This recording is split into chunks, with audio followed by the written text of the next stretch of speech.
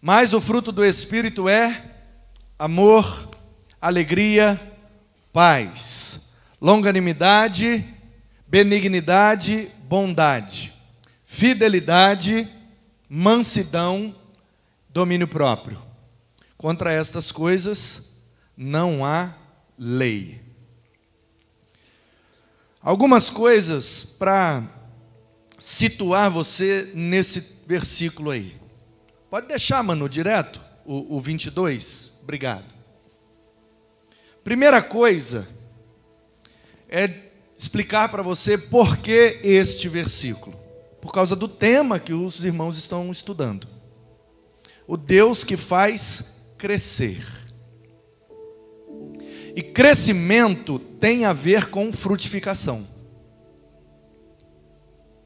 Quando uma planta brota, uma semente brota, e começa a crescer, a finalidade do crescimento é a frutificação. Quando nós começamos a crescer, quando somos crianças, então o nosso corpo é infantil.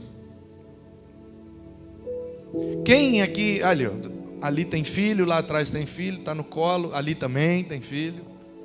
Que bênção vocês, tá? Deus abençoe vocês, estou falando sério. Deus abençoe muito vocês, tá bom? Como é que é o seu nome, benção? Não é não? Mas está no seu colo, a bênção vai ser sua. Como é que é o seu nome? Val. A menina é sua? Como que é o nome? Seu. Ah, é menino? Desculpa, tá vendo? Criança, às vezes, não dá nem para identificar. Pelo tamanho do cabelo, achei que era menina. Mas não vem ao caso. Eu mesmo tive cabelo grande. Enquanto eu tive, era grande. Seu nome? Jaine. Olha, agora achei até Manu bonito. Brincadeira, só para quem tem um nome assim diferente pode fazer esse tipo de brincadeira, né? O nome? Matusalém? É? Que bênção! Tive uma menina, Matujaine. Matusaine. Bênção. Deus abençoe vocês. O casal veio com os 3. Matusalém. Isso porque você não chegou nos 100. Imagina quando chegar nos 900. Você sabe que Matusalém vai até 900, né? Lá atrás, como é que é o seu nome, Benção? Ah, não.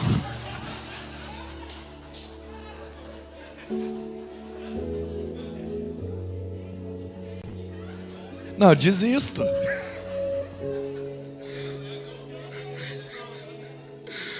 Rapaz, vocês levaram a sério aquele mandamento? Frutificai, né? Povoai a terra. Aleluia.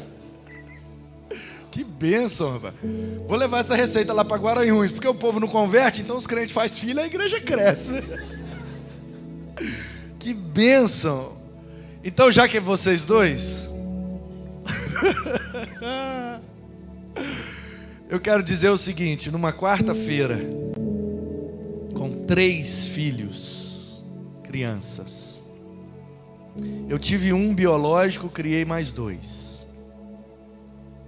Eu bem sei o que é estar na comunhão da igreja num dia de semana com os filhos. É fé, é sacrifício, é renúncia, e isso atrai a bênção de Deus. Deus abençoe vocês.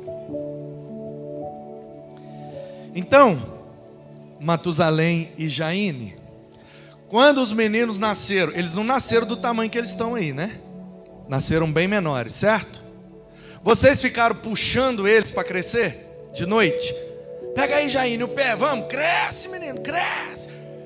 Toda noite vocês puxavam um pouquinho, e eles vão crescendo porque vocês puxam eles. É assim que acontece? Não. O que é que vocês fazem para eles crescerem? Alimenta, cuida e, sobretudo, mantém saudável. Porque o que está saudável cresce naturalmente. Precisa ficar puxando, precisa ficar empurrando, precisa ficar forçando a barra. Não, é só manter saudável. Se tiver saudável, cresce. E cresce com um objetivo. Porque quem nasce, cresce, reproduz antes de morrer. Esse é o ciclo da vida. Não necessariamente biológico, fisiológico, mas esse é o ciclo da vida. Uma vez eu disse isso, porque o ciclo natural da vida é nascer, crescer, reproduzir, morrer. E aí uma moça me procurou depois que terminou e disse: pastor, eu não faço parte desse ciclo. Aí eu falei: qual ciclo? Aí ela: o ciclo que o senhor falou ali mais cedo, nascer, crescer, reproduzir, morrer. Aí eu falei: por que você não faz? Aí ela: porque eu vou morrer sem reproduzir. Aí eu falei: a senhora é estéril? Não pode ter filhos? Aí ela disse: sim, pastor, sou estéril. Aí eu falei: mas você pode gerar filhos espirituais.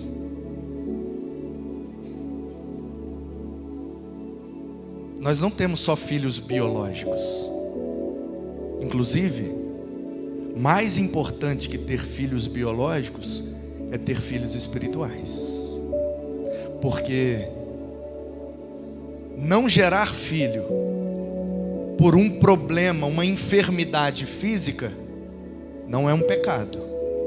Mas viver uma vida se dizendo discípulo de Cristo e não gerar nenhum discípulo, isso é um pecado.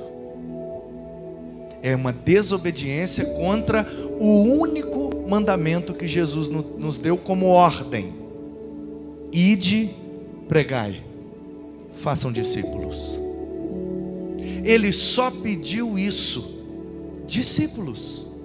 E a gente está fazendo um tanto de coisa, e a gente está fazendo tanta coisa. Olha o que eu vou falar agora.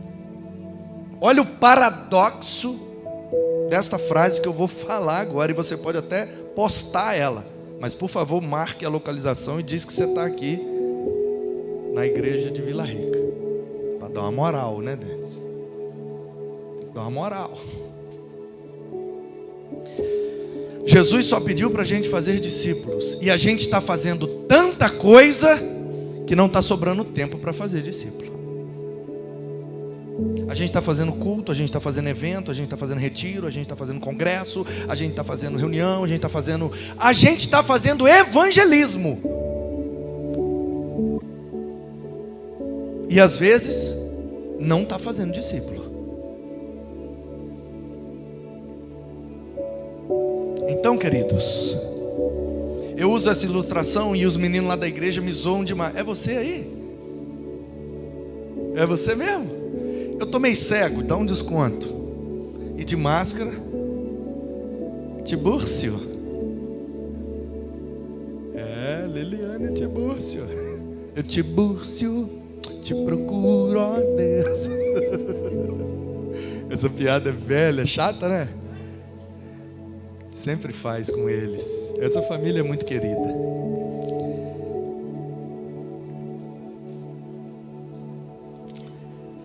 Sabe, irmãos, eu vou...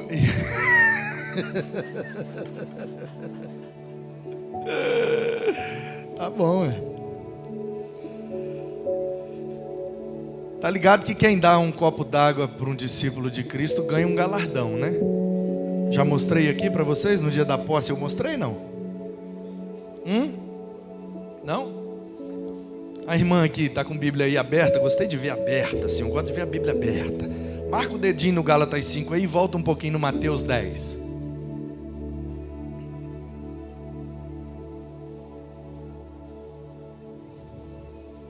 Mateus 10, 42. Levanta Aí vem aqui assim, por favor. Deixa eu, só tá com a Bíblia, soldado no quartel quer serviço. A senhora vira lá para ele, que é o benção lá que deu o flamenguista lá. Aí lê no 10, o 42. Lê Mateus 10, 40, bem alto para ele ouvir lá.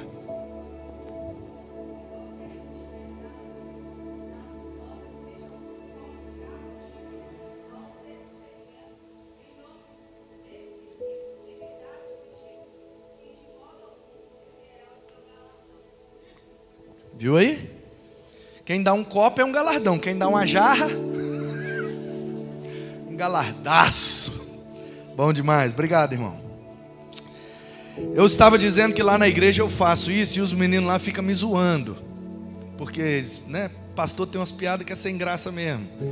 Tem essa matéria no seminário, vocês não sabiam? Piada sem graça. 1, 2 e 3.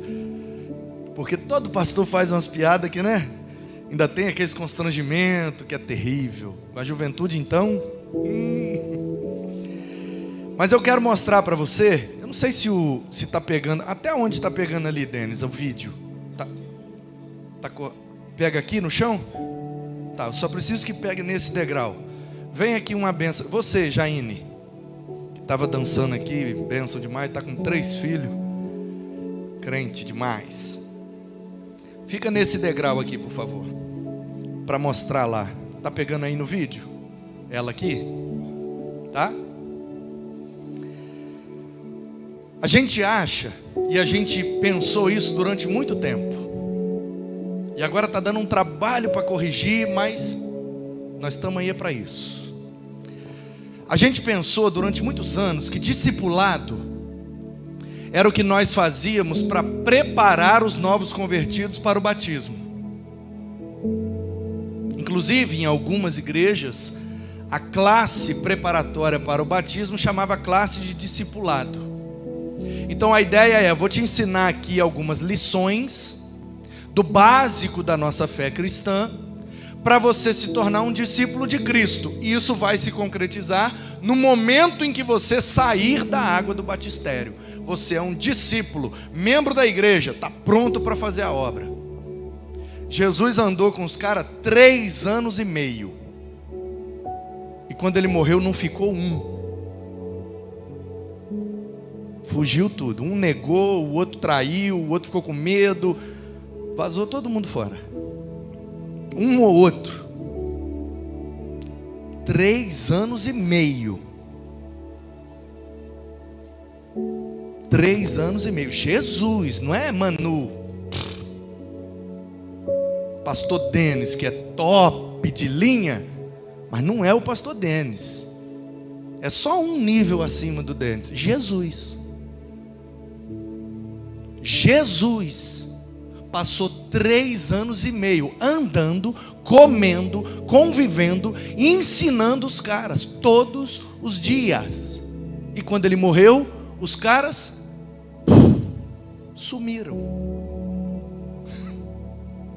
Como que 10, 15, 20 lições em 2, 3 meses faz um discípulo? Portanto, a melhor ilustração que eu consegui para ensinar o que é discipulado foi essa. E é um trocadilho muito infame, e os meninos da minha igreja me zoam demais toda vez que eles veem eu fazendo isso. Que eu fiz lá e eles me zoam até hoje, já tem anos, e toda vez que eu faço fora, eles assistem, eles fazem meme comigo, discipulado, pá. Beleza. Mas eu vou fazer assim mesmo. Porque eu ainda não consegui uma ilustração melhor. Você perdoe aí a minha limitação. A melhor figura, preste atenção nisso. A melhor figura para ilustrar o que é discipulado é isso aqui, ó. A Jaine está ali embaixo. Eu estou aqui em cima. Eu discipulado dela.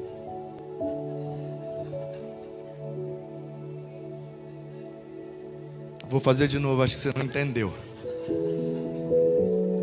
A Jaine está ali, certo, Jaine?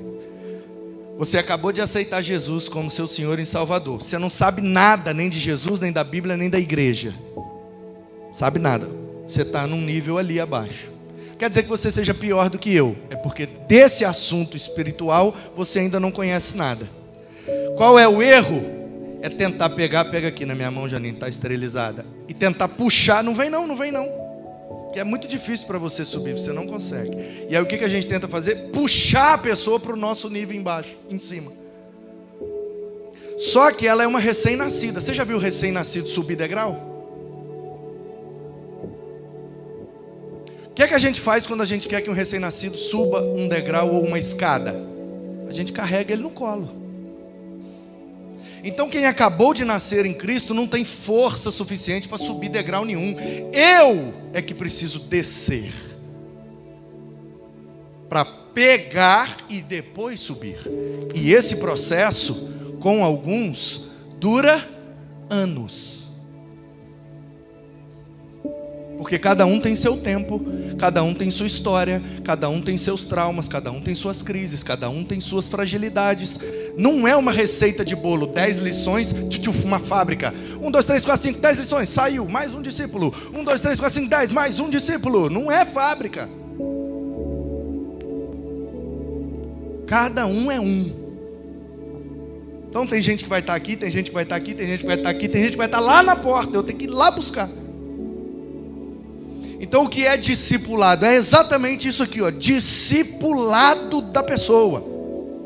Caminhar com ela, andar com ela, viver, conviver, fazer com ela o que Jesus fez com os primeiros discípulos.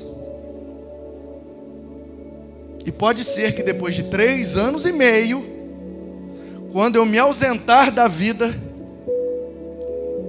ela se desvie. Aconteceu com Jesus. Investiu 3 anos e meio na vida e o cara traiu ele com um beijo. Investiu 3 anos e meio na vida de um cara e ele negou ele 3 vezes. Pode acontecer, mas é o que Jesus deixou para nós como modelo. Então, obrigado, Jair. Esse versículo é a palavra de Deus para nós nessa noite, porque ele nos mostra essa dinâmica do ciclo da vida. Então a gente poderia aplicar isso de maneira espiritual, e a gente em algum momento espiritualmente nasceu. E aí a gente entrou num processo de discipulado, e aí a gente cresceu. E à medida que a gente foi crescendo, a gente foi adquirindo capacidade de produzir.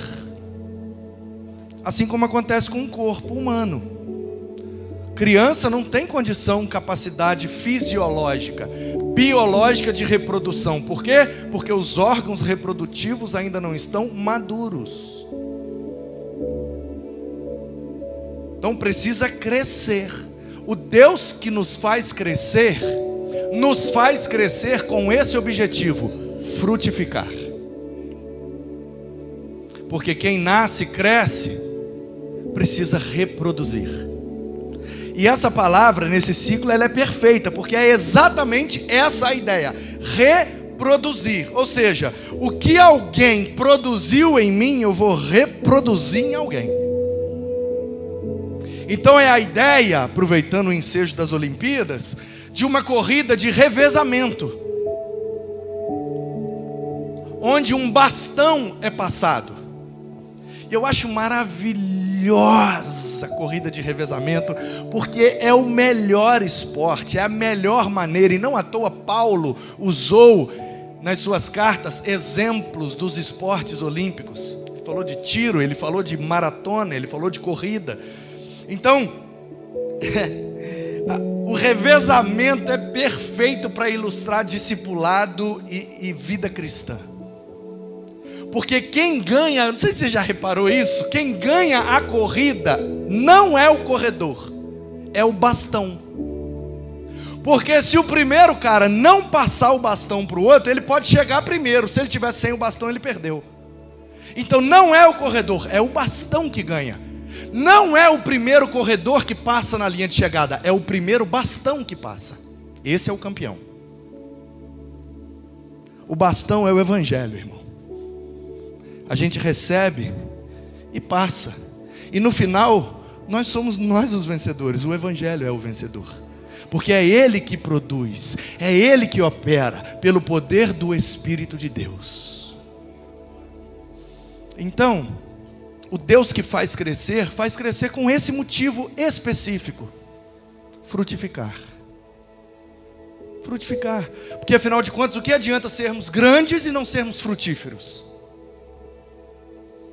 Vocês se lembram de uma vez que Jesus viu uma figueira linda, grande, frondosa, e ele amaldiçoou a figueira. Por quê? Porque ela não tinha frutos. Então por isso Deus me deu esse versículo hoje. Primeira coisa que eu quero chamar a sua atenção ali no texto é que fruto está no singular. O fruto. Não é frutos do Espírito. Não está no plural. Apesar de que no grego está karpos tu pneumatos, o sigma de karpos não é plural. É só a terminação da palavra mesmo. Seria plural se fosse karposis. Karpos é fruto, no singular. O grande problema é que a gente olha para a palavra fruto e insiste em entender fruta.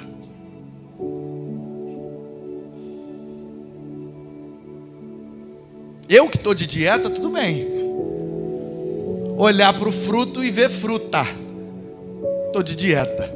Mas você que não está de dieta, por que é que você olha para aquela palavra fruto e pensa em fruta? Ah, pastor, é uma mexerica. Que é uma mexerica só com vários gomos. É uma boa ilustração? Sim. Mas não é isso que o Paulo está falando. É um cacho de uvas. É um cacho com várias uvas. É uma boa ilustração? Sim, mas não é isso que Paulo está falando. Fruto ali é no sentido de o que foi produzido a partir de. Meu filho também chama Manu, e a gente, para diferenciar, Manuzinho. Ele já não está mais Manuzinho, mas para diferenciar ficou assim, porque ele não é nem Júnior, nem filho, nem nada. Exatamente para ficar Manu mesmo, você não vira Júnior, Juninho, né? Então, o Manuzinho é o fruto da minha união com a Ana Paula. Certo ou errado, gente? Então eu vou comparar o meu filho com a mexerica? Eu vou comparar meu filho com cacho de uva? Por quê? Porque não há necessidade, ele é o fruto, ele é o resultado da nossa intimidade. Quando Paulo usa a palavra fruto, ele quer dizer exatamente isso. O fruto é o resultado da sua relação de intimidade com o Espírito. Eu me relacionei intimamente com a minha esposa. O fruto dessa relação é o Manuzinho. Você, quando se relaciona intimamente com o Espírito de Deus, o fruto dessa relação é amor, alegria, paz. E note bem que esses três primeiros, eles são verticais, de cima para baixo. Amor, alegria e paz é algo que vem de Deus para nós, de cima para baixo. E aí vem a longanimidade, a benignidade primeiro, eu sempre inverto, mas não tem problema nenhum. Longanimidade, benignidade e bondade. Eu vou voltar e vou explicar um por um, mas é só para você entender que eles estão em 3 grupos de 3. Eles o que, pastor? Características do fruto. Característica do resultado da sua relação com o Espírito de Deus. Então, de Deus para mim, amor, alegria e paz. De mim para o próximo, longanimidade, benignidade e bondade. E para dentro de mim, aquilo que é para mim. Então as direções são de cima para baixo, de mim para fora e depois de fora para dentro. Porque os 3 últimos são fidelidade, mansidão e domínio próprio, coisas que eu tenho que tratar em mim. Então amor, alegria e paz é o que Deus me concede, para que eu conceda a quem me cerca benignidade, bondade e longanimidade, e para que eu trate em mim a minha fidelidade, a minha mansidão e o meu domínio próprio. A palavra já diz, é eu comigo mesmo, eu me dominando, domínio próprio. Então essas são as direções, de cima para baixo, daqui para fora e depois de fora para dentro. As 3 direções da ação do Espírito quando Ele quer frutificar nas nossas vidas. Amor, você sabe que esse texto foi escrito em grego. A língua original que Paulo usou foi o grego, porque é carta para a igreja da Galácia. E lá a língua mais falada, mais lida, mais difundida era o grego. Então, ele usou a língua grega. E ele usou, como eu já disse, né? Karpos tu pneumatos, fruto do Espírito. E a primeira característica é amor. Existem 4 palavras para amor no grego. Tem a palavra eros, que é o amor de um homem e uma mulher, amor de intimidade. A raiz da palavra erótico, eros, relação íntima. Tem philos, da raiz filéu, que é gostar da companhia, o amor fraterno. Tem o storge, que é o amor que nasce de laços familiares. O amor de uma avó por um neto, um tio por uma sobrinha, um irmão por outro. Sabe aquele amor que faz a gente emprestar dinheiro para um cunhado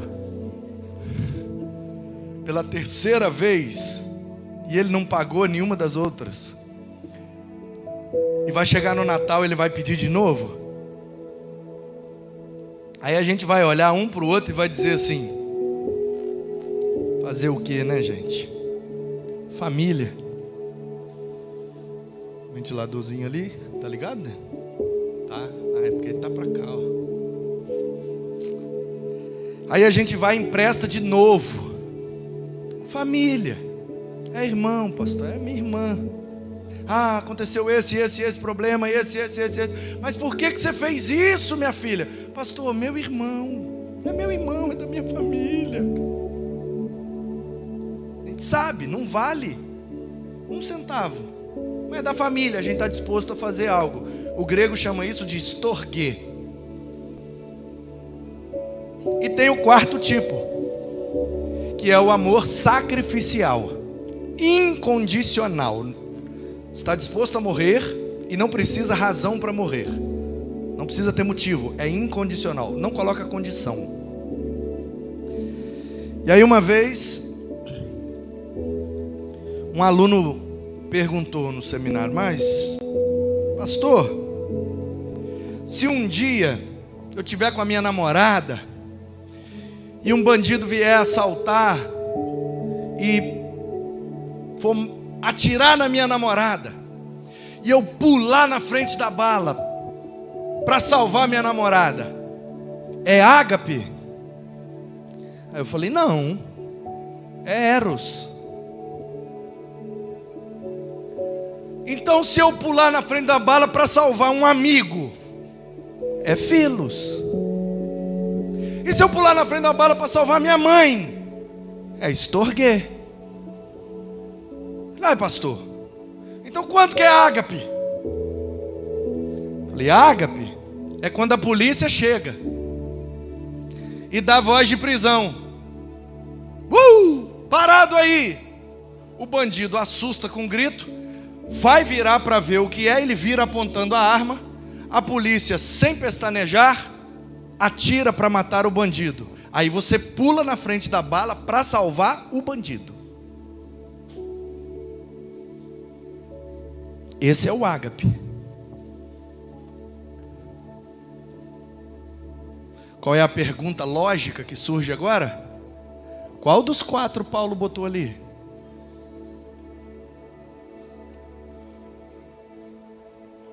O Paulo botou o ágape. O Paulo botou o ágape. E aí, gente? Nós estamos com essa disposição toda? Para salvar namorada é fácil, é eros. Salvar mulher, salvar marido, salvar filho, é fácil, é estorguê. Salvar a mãe, salvar a avó, salvar um primo, é moleza. Salvar a esposa, salvar o marido, salvar o parente, salvar o amigo. Eu quero ver salvar o bandido. Porque é isso que Jesus fez comigo. Eu era o bandido. E ele pulou na frente para morrer no meu lugar. Isso é ágape. Por isso João escreve: Deus amou o mundo. Ágape. Que deu o seu filho. Você pode até dar sem amar, mas você não pode amar sem dar. Quem ama, doa. Quem ama, se doa. Portanto, o fruto do Espírito é sacrifício. O fruto do Espírito é renúncia. O fruto do Espírito é se sacrificar em favor de quem não merece. Pastor, não tenho essa capacidade. Busque mais o Espírito. Ele vai te fazer crescer para você gerar o fruto. O fruto do Espírito é alegria. E a palavra grega ali é cara. Cara, que é a raiz da palavra carisma, que inclusive é uma palavra grega para significar dom. Um presente dado a alguém, um dom, carisma. Mas a raiz de carisma é cara, é alegria. Por isso a gente, quando uma pessoa é muito alegre, a gente também adjetiva ela de carismática. E aí a pergunta é: o fruto do Espírito, o que o Espírito gera na minha vida, o Deus que me faz crescer para frutificar com alegria, é para que eu fique rindo o tempo inteiro, como se o mundo fosse uma grande piada e eu não consigo parar de rir de tão alegre que eu estou? É esse o fruto do Espírito?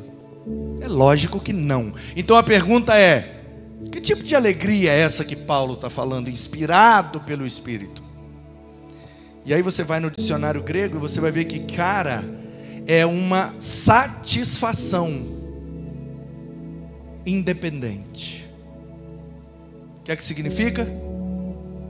Pode o mundo estar acabando ao meu redor, a minha alegria não está no mundo, eu vou continuar alegre.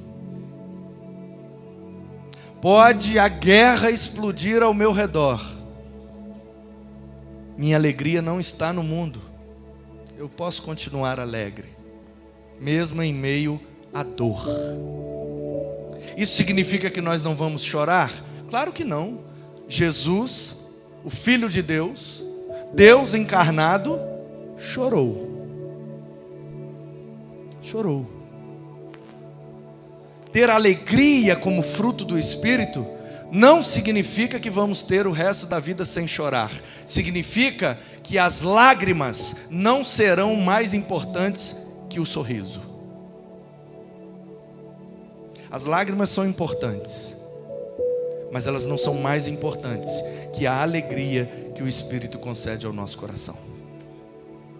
Quando o Espírito está frutificando em alegria, a gente pode chorar litros que a gente não perde. A gente continua, porque a fonte da nossa alegria não estão nas coisas ao nosso redor, está dentro de nós, porque nós somos habitação do Espírito.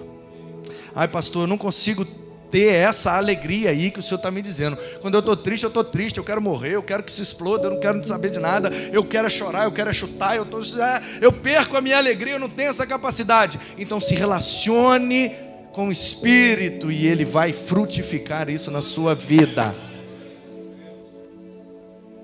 O fruto do Espírito é paz. E a palavra grega para paz é eirene. Conhece alguma Dona Irene? Quem conhece a Dona Irene? Conhece? O significado do nome dela é paz. Paz. Irene no grego.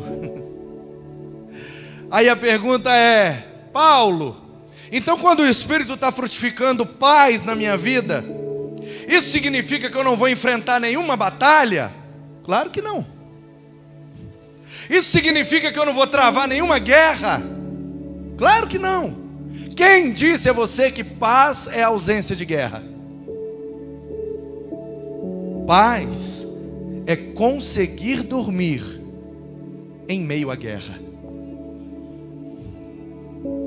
Paz é algo que o Espírito coloca dentro da gente, para que nada do lado de fora, o mar que nos cerca pode estar revolto, mas o nosso coração está tranquilo, porque quem está sentado no trono dele é aquele que acalma os mares. Ele acalma as tempestades, e ele está sentado no trono, e o Espírito dele está frutificando em paz. Então pode tudo explodir aqui dentro, inabalável. Ah, pastor, eu não consigo ter essa paz aí que o senhor está falando, não. Então busque o Espírito e Ele frutificará isso na sua vida. O fruto do Espírito é longanimidade. Longanimidade. Capacidade de ser longo. Longo?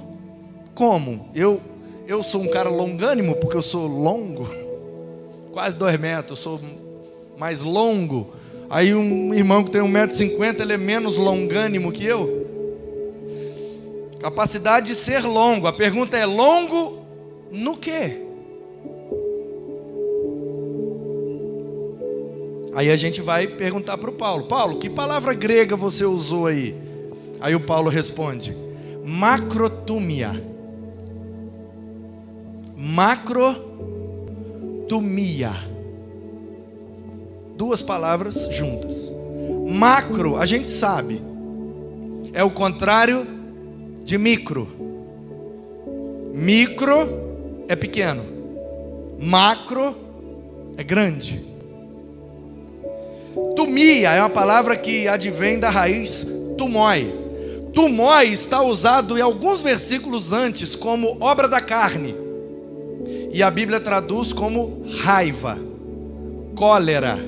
Algumas traduzem como ira, mas eu já fiz o pedido e o pastor Assis Geroni, que é o manda-chuva da Sociedade Bíblica, já está mexendo lá para a gente tirar essa palavra ira e deixar só raiva nas traduções, porque na minha leitura é a palavra, não é que é mais correta, mas mais coerente com a ideia do original. Porque em Romanos diz que Deus tem ira. Então como é que ira é obra da carne?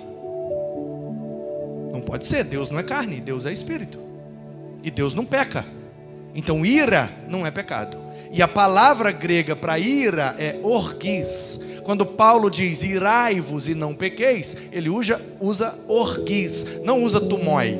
Quando ele fala de obra da carne, ele usa tumoi, que é explosão. Tumoi é a explosão. Por isso que é raiva, a explosão, a pessoa explosiva. Raiva, cólera, explosão. Então o que é a tumia? Se tumoi é a explosão, tumia é o que é a raiz, é o que produz a explosão. Por analogia, o que é que produz a explosão numa bomba? O pavio. Então, macro Tumia. Macro é grande. Tumia é pavio. Obra da carne, pavio curto. Fruto do Espírito, pavio longo. Ai, pastor, eu sou tão pavio curto. Eu não levo desaforo para casa. Quando eu vi, eu já falei. Então, Deus quer te fazer crescer para frutificar longanimidade na sua vida, para te dar capacidade para esticar o pavio. Ai, alguém falou alguma coisa comigo, eu vou explodir, peraí, Espírito, vou esticar o pavio, amanhã eu explodo. Não, amanhã eu falo, deixa ela, está pensando o quê? Eu estiquei o pavio aqui, longanimidade, amanhã eu explodo. Aí sabe o que você vai descobrir? Que depois que você dormir e acordar, já passou a vontade, ela está bem menor. Aí do segundo para o terceiro dia, você já estica o pavio com muito mais facilidade. Aí quando você está lá no 20º dia, esticando o pavio, você fala: ah, explodir nada não, vai dar em nada isso, vida que segue, vamos embora. Fruto do Espírito. O Deus que faz crescer para gerar longos pavios nas nossas vidas. Lembra do Pedro?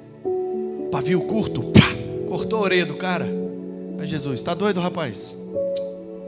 Colou a orelha do cara de volta. E quem saiu com o filme queimado na história? Ô Pedro. E é isso que acontece com a gente. A gente explode com as pessoas, Jesus vai lá, cura as pessoas, e a gente fica com o filme queimado.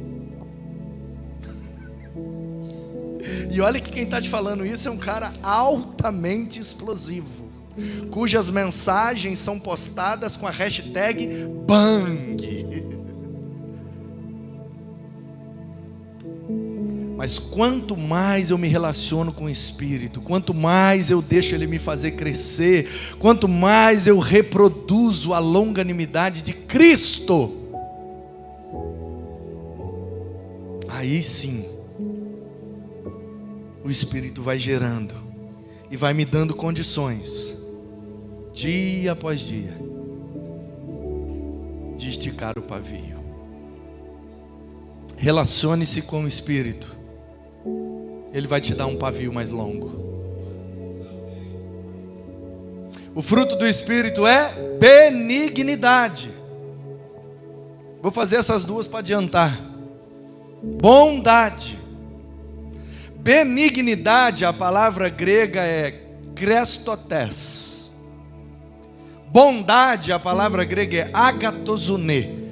A raiz é bem parecida com a de ágape, mas o sufixo dá a ideia de capacidade de ser bom. Benignidade, capacidade de fazer o bem. Pastor, não é a mesma coisa não? Senão não tinha duas palavras ali.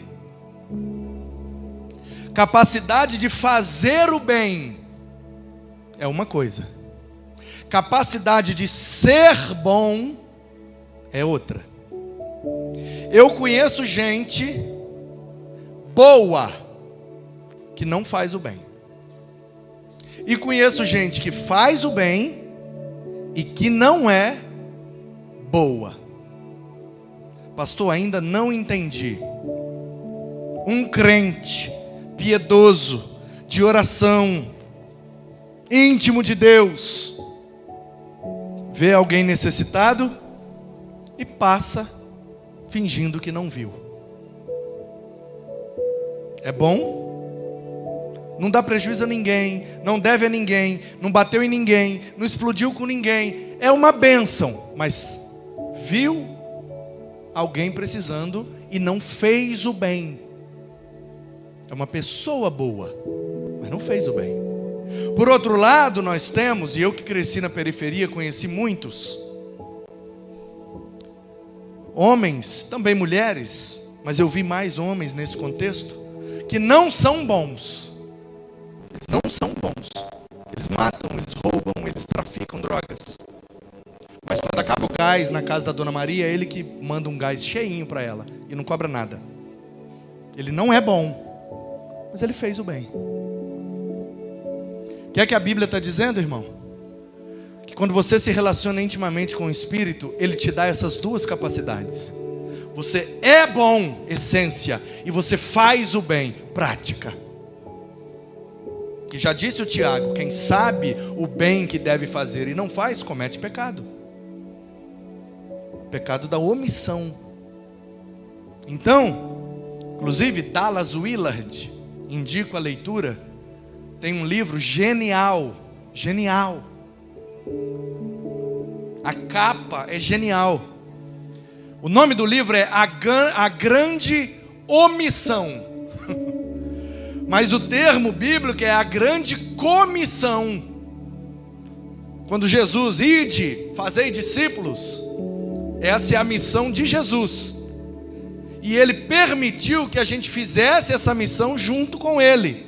Então é a comissão. Então qual é a grande comissão? Ide e fazei discípulos, batizando em nome do Pai, do Filho e do Espírito Santo, pregar o Evangelho a toda criatura ali. Marcos 16, 15, Mateus 28, a partir do 19. A grande comissão é conhecido esse trecho do Evangelho. Aí o que é que o Dallas Willard fez? Escreveu na capa a grande comissão. E aí o desenho na capa é como se tivesse cortado com a tesoura a letra C. E tirou, aí ficou a grande omissão. Porque a gente sabe o que tem que fazer, mas não faz, então a gente se omite. Aí ele diz, os crentes do século 21 não cumprem a grande comissão porque se omitem. Então o que nós vivemos não é grande comissão, é grande omissão. E o Paulo está dizendo, quando nós nos relacionamos com o Espírito, de maneira íntima, quando estamos cheios do Espírito, Ele nos dá essa capacidade de ser bom e também fazer o bem. O fruto do Espírito é fidelidade. A palavra grega é pistis. Pistis significa confiança inabalável. Pode também, em algumas traduções, está escrito fé. Inclusive a palavra pistis, em outros trechos do Novo Testamento, é traduzido como fé. Fé ou fidelidade. Porque fidelidade é a capacidade de exercer fé. E o que é a fé? É a confiança inabalável. Uma vez alguém me perguntou, você acredita mesmo nesse livro? Apontando para a Bíblia. Falei, acredito. Mas você acredita em tudo? Aí eu respondi, não só acredito, como creio. Aí a pessoa perguntou, e qual é a diferença? E eu respondi, acreditar tem a ver com o presente. Crer tem a ver com o futuro. Eu acredito. Algo pode mudar de hoje para amanhã e eu passo a não acreditar mais. A gente vive esse processo com as pessoas quando a gente se decepciona. Mas como Deus não é homem para mentir, nem filho de homem para se arrepender, com Ele a gente nunca vai viver esse processo. Então acreditar hoje é crer, ou seja, acreditar para sempre. Essa é a fidelidade que o Espírito frutifica em nós. Acreditar hoje, acreditar amanhã, acreditar depois da manhã. Pastor, e se vier uma dificuldade e todo mundo ficar desempregado? A gente vai continuar acreditando. Mas e se fizer um calor anormal em Cachoeiro e bater 60 graus Celsius? A gente vai continuar acreditando. E se vier um frio de 0 graus em Cachoeiro? A gente vai continuar acreditando. E se chover, a gente continua acreditando. E se der pouca gente, a gente continua acreditando. Se der certo, a A gente acredita. E se der errado, a gente acredita também. Porque a gente não acredita num resultado, a gente acredita numa pessoa e numa promessa. A gente não acredita numa circunstância. A gente acredita no Todo-Poderoso, que permanece no controle para sempre. Aquele que não muda, nem tem sombra de variação. E tudo que vem dele é perfeito. Esse é o nosso Deus, que nunca nos decepciona. Por isso, merece nossa fidelidade. E como Ele sabe que isso é difícil para nós, Ele frutifica isso em nossas vidas. Porque só Ele mesmo, para nos fazer acreditar para sempre nessa história tão maluca. Gente, o Evangelho é coisa de doido. Falando sério, literal. Não é figura de linguagem não, o Evangelho é coisa de doido. Não tem condição, não é racional, não tem como. Um menino nasceu de uma virgem, já começa por aí. Como assim, rapaz? Uma virgem deu à luz? Aí, muitos já ficam pelo caminho, porque não tem como acreditar nisso. Nem hoje, quanto mais para sempre. Uma virgem engravidou? Não acredito. E esse menino, com 12 anos de idade, chegou na maior faculdade da sua época, no lugar onde existia o maior nível de conhecimento de sua época, o Templo de Jerusalém, na festa da Páscoa. Todos os rabinos de todas as sinagogas estavam lá para trazer os seus meninos de 12 anos para passar pelo evento do Bar Mitzvah, filho do mandamento, Bar Mitzvah. Os judeus fazem esse ritual até hoje, agora é feito com 13, nos dias bíblicos eram feitos com 12 anos. Hoje eles fazem também com as meninas, no tempo bíblico era só com os meninos. Completou 12 anos e por isso Lucas, no capítulo 2, é o único que faz questão, pela precisão cirúrgica, porque ele é médico, de citar a idade de Jesus, para nos mostrar que era Bar Mitzvah. Ao completar 12 anos, desceu o menino para Jerusalém com seus pais, para a festa da Páscoa. O que é que acontece no templo de Jerusalém, quando um menino judeu completa 12 anos? Os homens, você sabe como é o templo lá, né? Entra o pátio das mulheres, o dos gentios, sobe os degraus, o pátio dos homens, e lá o santo dos santos, onde só o sumo sacerdote uma vez por ano. Então os homens aqui em cima colocam os meninos para responder as perguntas sobre a lei de Moisés. Você conhece a lei, menino? Conheço. Então fale para mim os 10 mandamentos que Deus deu a Moisés no Sinai. Fale para mim a lei sobre as ofertas pacíficas. Fala para mim a lei quando alguém roubar, quando alguém fizer aquilo. Fale para mim a lei do divórcio. Fale para mim a lei disso, daquilo. E o menino vai sendo testado se ele conhece a lei. Porque para nós isso é Bíblia. Para eles era Constituição, era Código Civil, gente. Era a lei da comunidade. Como nós temos a Constituição, o Código Civil, Penal, que prevê as leis, e se a gente quebrar a gente deve sofrer uma pena. Lá para eles era a Torá, era a lei de Moisés. Então o que eles estão perguntando? O menino está ficando de maior, porque 12 anos na cultura deles é equivalente aos nossos 18 anos, porque ele já é de maior, mas ele não é considerado ainda varão. Ele passa a ser mancebo, por isso que ele é Bar Mitzvah. Ele é filho do mandamento, ou seja, em relação à lei, ele já é de maior. Em relação à religião, ele ainda é menor. Então, se ele descumprir a lei, ele paga uma pena, porque ele já fez 12 anos. Ele conhece a lei, ele demonstrou. Então os judeus impunham as mãos, O pai do menino era honrado, o rabino do menino era honrado. Olha, o pai e o rabino fizeram um bom trabalho, ensinaram bem o menino respondeu tudo certo. A partir de hoje você é um filho do mandamento. Se quebrar a lei, vai sofrer a punição. Então quer dizer que ele já pode virar um sacerdote? Não, aí só depois dos 30, porque ele ainda é mancebo, ele não é varão.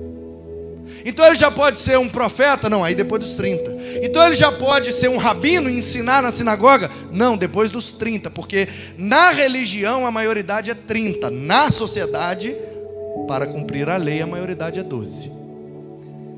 E a Bíblia disse que Jesus foi com 12 anos de idade para viver o bar mitzvah.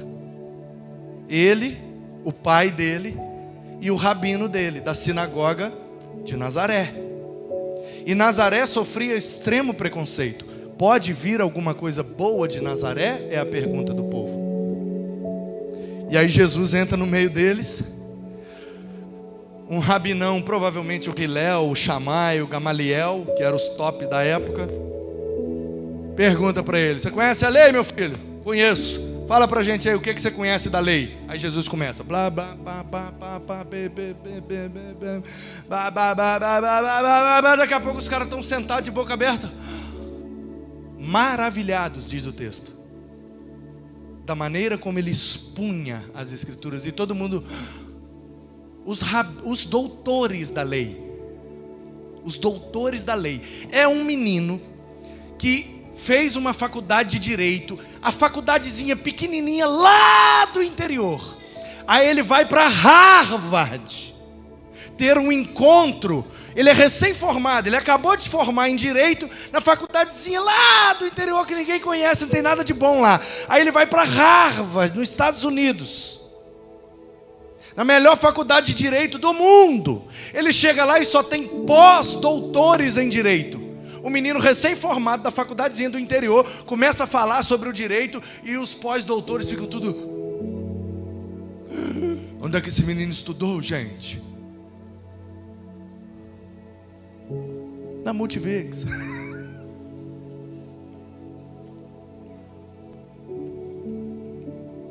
É sério. E eu não estou menosprezando. Pelo contrário. Pensa aí. Alguém que estudou na Multivigs, em Cachoeiro de Itapemirim, e participar de um congresso em Harvard, e os pós-doutores aplaudirem de pé a palestra de um menino recém-formado na Multivigs de Cachoeiro. Você consegue imaginar essa cena? É o que Jesus viveu. Ninguém dava nada por ele. E ele fez o que fez. Você acredita nisso? Eu não acreditaria. Não, essa história não tem como. Direito na Multivigs, chegou em Harvard, deu aula para todo mundo. Como assim? Nasceu de uma virgem. Aos 12 anos, vindo da sinagoga de Nazaré, deu aula para os doutores em Jerusalém. Aí reaparece aos 30. É batizado pelo seu primo e começa o ministério, andando a pé nas ruas. Os rabinão top ficava dentro da sinagoga. Quer aprender comigo? Vem aqui. Jesus: não, eu vou aí onde vocês estão. Vocês estão onde? Na beira do mar? Eu vou lá. Vocês estão dentro do templo? Eu vou lá no templo. Vocês estão no meio da rua? Eu estou no meio da rua também. Vou ensinar vocês. Aquela mulher na beira do poço ali, vou lá falar com ela.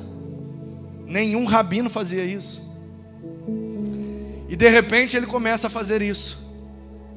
E um belo dia, ele está ensinando. E juntou cerca de 10.000 pessoas. 5.000 homens. Fora mulheres, crianças e mancebos. Homens, os 5.000 ali é só sexo masculino de 30 para cima. Tanto que os peixes foram tomados da mão de um jovem, de um mancebo. Ele tinha entre 12 e 30. Ele não era criança, menos de 12. E ele não era homem, varão. Então ele era jovem, entre 12 e 30. Como o ministério de Jesus é fortemente marcado pela presença de mulheres, de crianças e de jovens, se tinha 5.000 homens, eu chuto tranquilamente 10.000 pessoas. O rabino recebia 50 meninos na sinagoga e se achava o tal. Olha quantos alunos eu tenho. E Jesus começa a ensinar e junta 10.000 alunos. Você acredita nisso? Eu não acreditaria. Aí com 33 anos e alguns meses, não sabemos quantos, ele é condenado à morte, injustamente.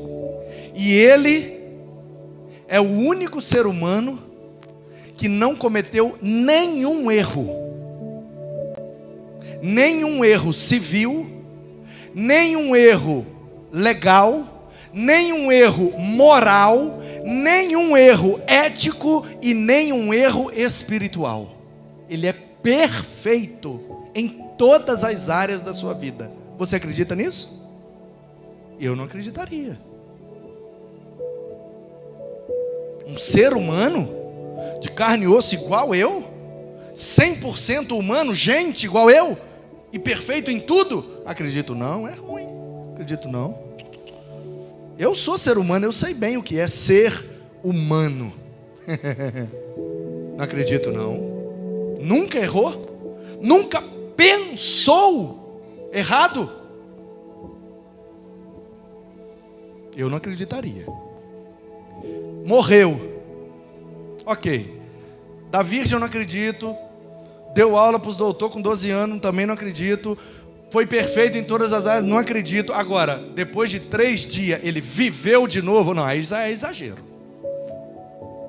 Aí já é exagero. Viveu de novo. E não só viveu de novo, como vive eternamente em carne, ressurreto. E subiu em carne, ressurreto, subiu. Ô gente, que droga é essa que vocês estão usando? Vocês realmente acreditam nisso? Sério mesmo? E do mesmo jeito que ele foi, ele vai voltar?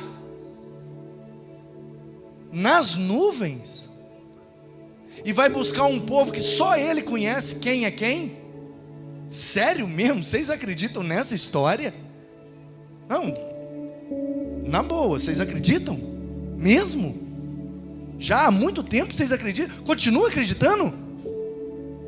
Eu vou te falar um negócio, viu? Vocês são diferenciados. Porque eu não acreditaria não.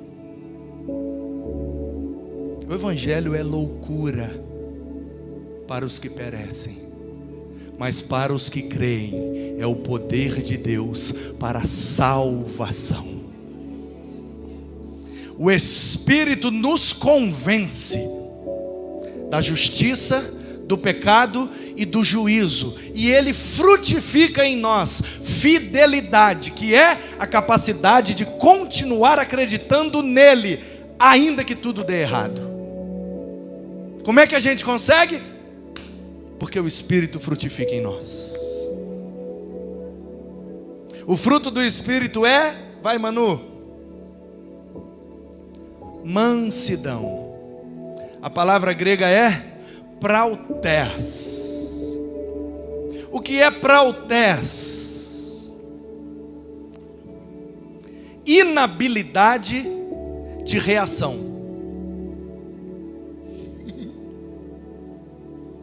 Inabilidade de reação. É isso aqui, ó. Ô estante feia. Ô estante preta. Ô estante baixa, estante magrela, ô estante de 3 pernas, ô estante burra, ô estante, eu estou falando com você, estante, ei estante, ô estante, você é ruim, você é mal feita, você foi feito com material de 5ª categoria. Não reage não. O grego chama isso de prautes. Incapacidade de reagir. Ah, pastor, se o senhor falasse aquilo que você falou para a estante, se o senhor falasse para mim, você é crente?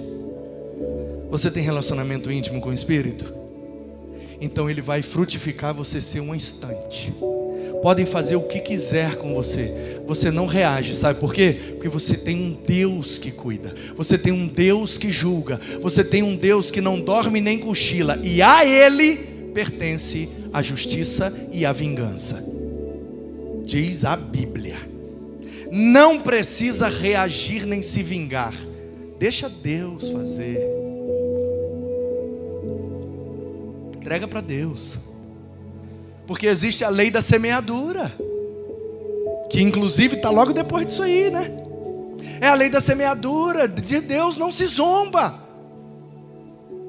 A unção que procede do santo está sobre nós, de forma que quem toca em nós, toca na unção do santo, e é Ele que vai cobrar a dívida. Tem nada a ver com a gente, tem tudo a ver com Ele. Tudo a ver com Ele. Atos capítulo 9.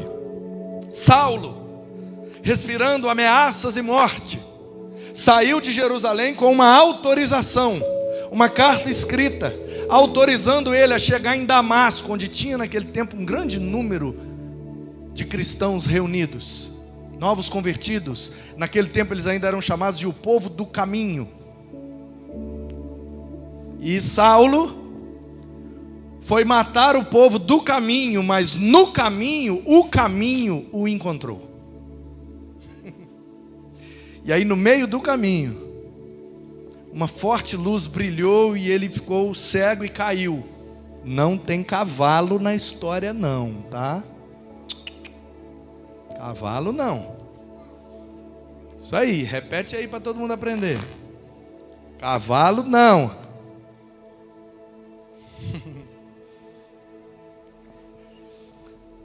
Ele estava indo. De quê, pastor? Não sei, o texto não diz. Podia ser a pé, podia ser de carruagem, podia ser num jumento, numa vaca, não sei. Não está escrito, então não inventa.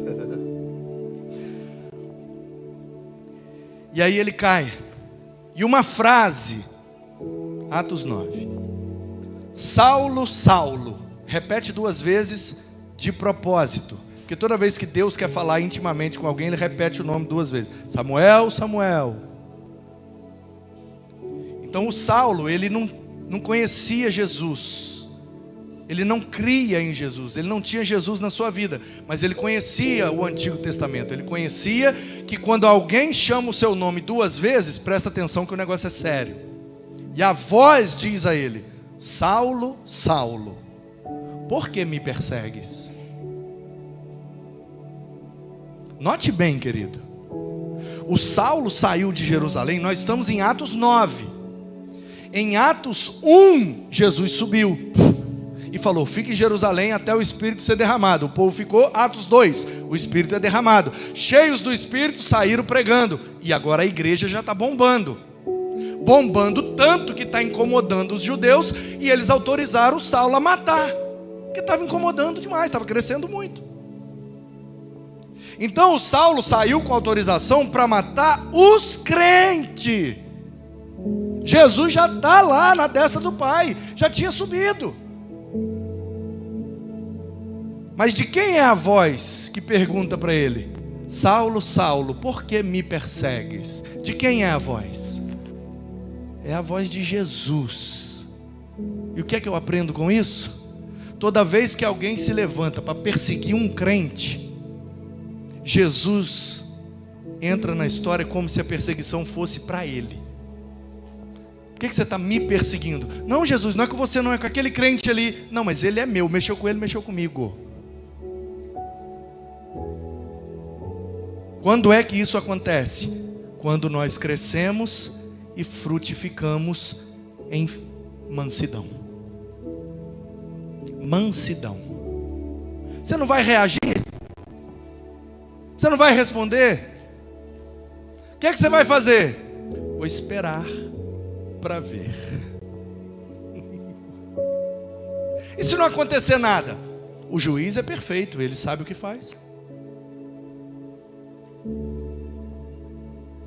Se não acontecer nada, é porque não era nada. Eu estava supervalorizando um negócio que não era nada. Deixa o juiz julgar.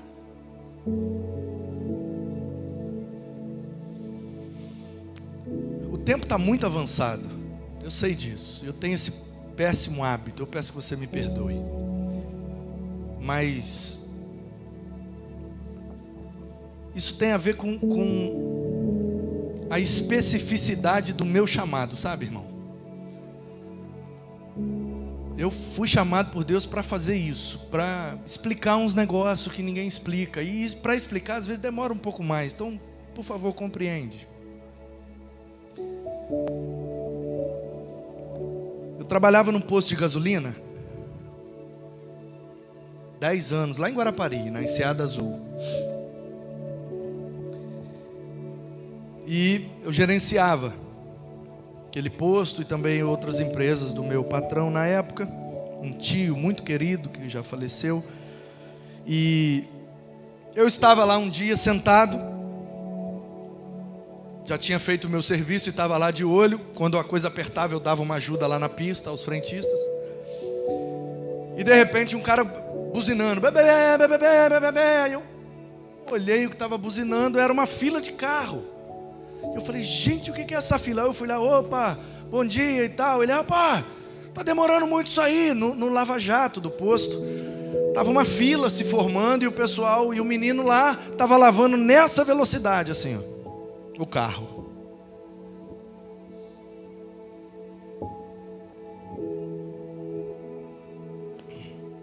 Aí eu cheguei, olhei aquilo e falei, ô meu querido, vamos agilizar aí, porque já tá dando fila.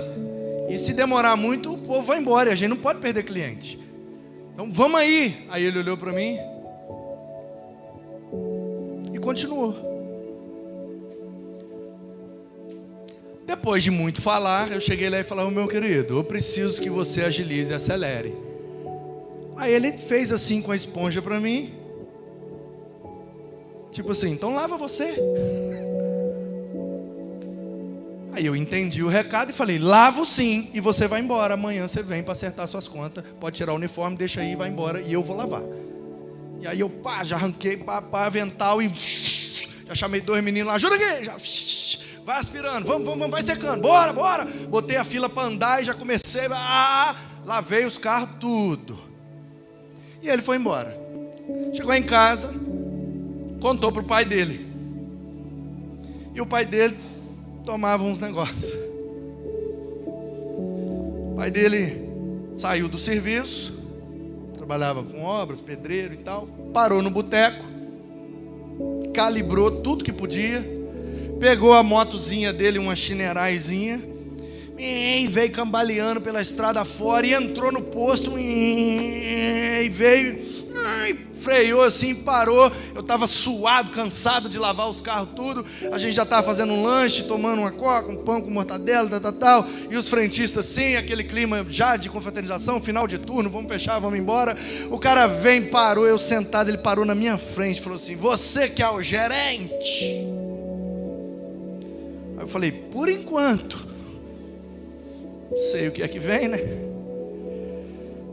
Falou, você humilhou meu filho hoje. Humilhou meu filho na frente de todo mundo. Mandou meu filho embora na frente de todo mundo. Eu vim aqui para humilhar você. Cuspiu saliva e cachaça no meu rosto. Bateu, escorreu, chegou a pingar. E à minha volta tinham 3 frentistas que eu estava discipulando.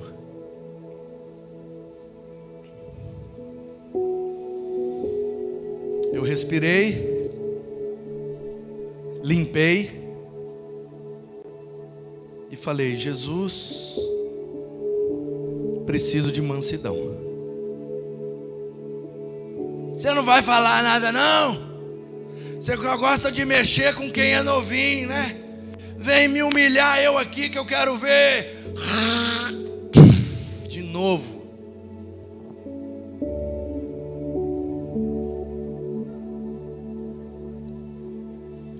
Limpei e fiquei com a cabeça baixa. Aí os frentistas percebendo a seriedade da situação, foram lá, ô, para com isso, cara, vai embora, não, vai embora, não sei o que, desvirtuaram ele lá e ele foi embora, mas eu vou pegar ele, pode falar que eu vou voltar, e foi embora.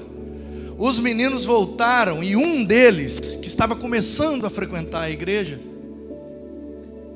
me disse assim: Manu, agora eu acredito que você é crente. O cara vem dar uma cusparada dessa na minha cara.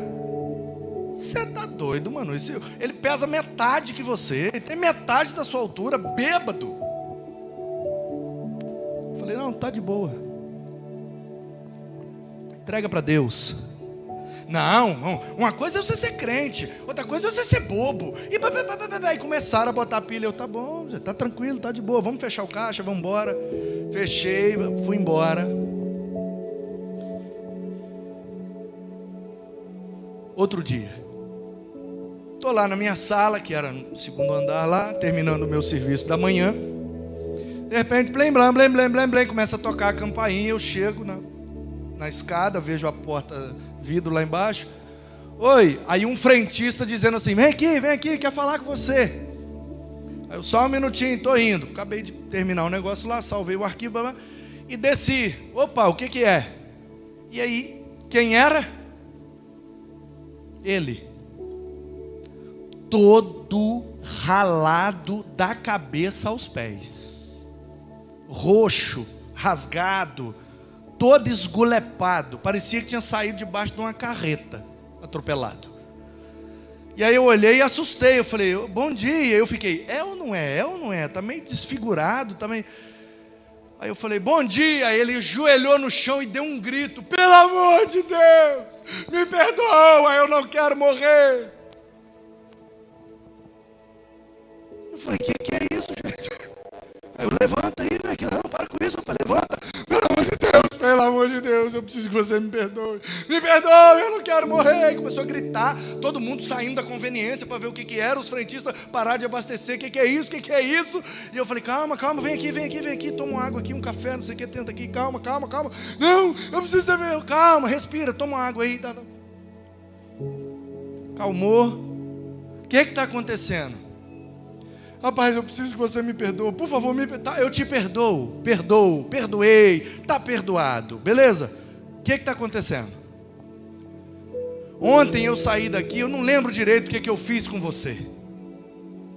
Eu sei que eu fiz alguma coisa aqui com você, porque você mandou meu filho embora, eu fiquei com muita raiva. E aí eu fui embora, e eu saí com a minha mobiletezinha e fui em direção à lagoa. Quando eu fui virar para pegar a rua que sobe para minha casa, estava vindo uma BMW com 3 Playboy gigantes dentro. Eu cambaleei e dei na BMW. O cara parou a BMW, abriu e veio tirar satisfação comigo. Eu estava bêbado, eu xinguei ele. Aí desceu mais 2 do carro. E eles me jogaram com chinerai e tudo, debaixo de pancada, dentro da lagoa. E quase que eu morri, porque eu não sei nadar. Aí eu entendi o ralado, o roxo, os cortes. Eu falei: gente. Aí eu falei: e aí? Eu fiquei curioso, né? Aí ele falou: eu fui embora. Com a minha moto tudo molhado, estragou a moto, cheio de mato na cara, vomitando. Cheguei em casa, aí minha mulher me deu um banho, me deu remédio, fez lá uma janta, eu comi, tal. E aí eu contei para ela o que aconteceu. E ela falou: bem feito, vai mexer com o menino do posto, você não sabe que aquele menino é crente? A esposa da Assembleia de Deus, aleluia. Se ele mandou o menino embora, o menino fez alguma coisa de errado. Você perguntou a ele por acaso o que é que o menino fez? Ele não ia mandar o menino embora assim à toa. Eu conheço meu filho. Você está doido, rapaz? Mexer com os outros na rua? Ainda mais com o menino que é crente? Você presta atenção, hein? Presta atenção, que Deus vai pesar a mão no você e vai matar você. A mulher botou a pressão psicológica e ele, desesperado, foi lá no posto. Você precisa me perdoar porque eu não quero morrer.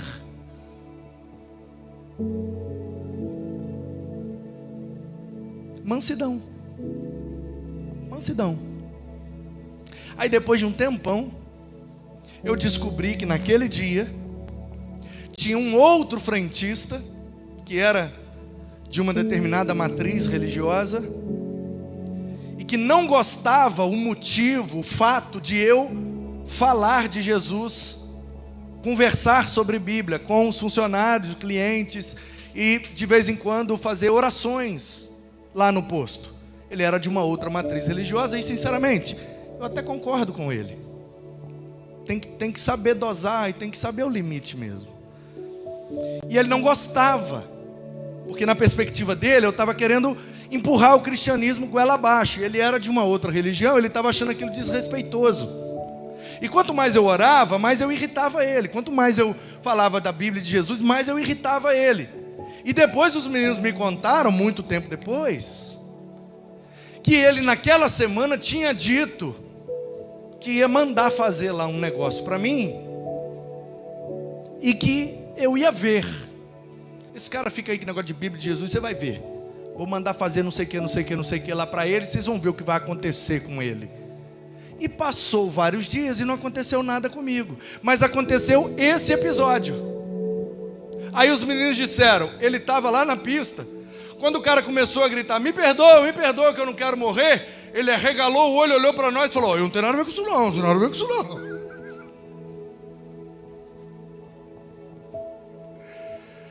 Mansidão. Quando você reage, é o seu braço que se cansa. Mas quando você é manso, é o braço do Senhor que se estende para pelejar por você.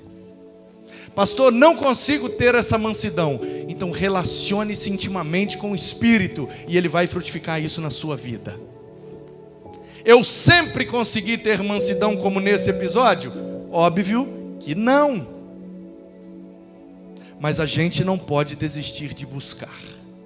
E o último, domínio próprio. É fruto do Espírito. A palavra grega é egkrateia. Eg vem de ego. Eu, no grego, ego. Krateia vem de... O original, por isso que a gente tem o pessoal da beira da praia, se alguém aqui conhece de barco, de pesca, assim, eles têm uma ferramenta que é tipo uma âncora feita de vergalhões, eles chamam aquilo de garateia, que é a ideia é aquilo que prende. A garateia, ela vai lá na rocha, lá embaixo, né, no mar, e trava com os vergalhões, funciona como se fosse uma âncora, para prender a bateira, uma canoa, uma embarcação menor, para poder pescar. Garateia, vem dessa palavra grega, krateia, que é aquilo que amarra, aquilo que segura, aquilo que prende. Por analogia, algema. Então o que é ego krateia? Eu na algema. Eu estou preso.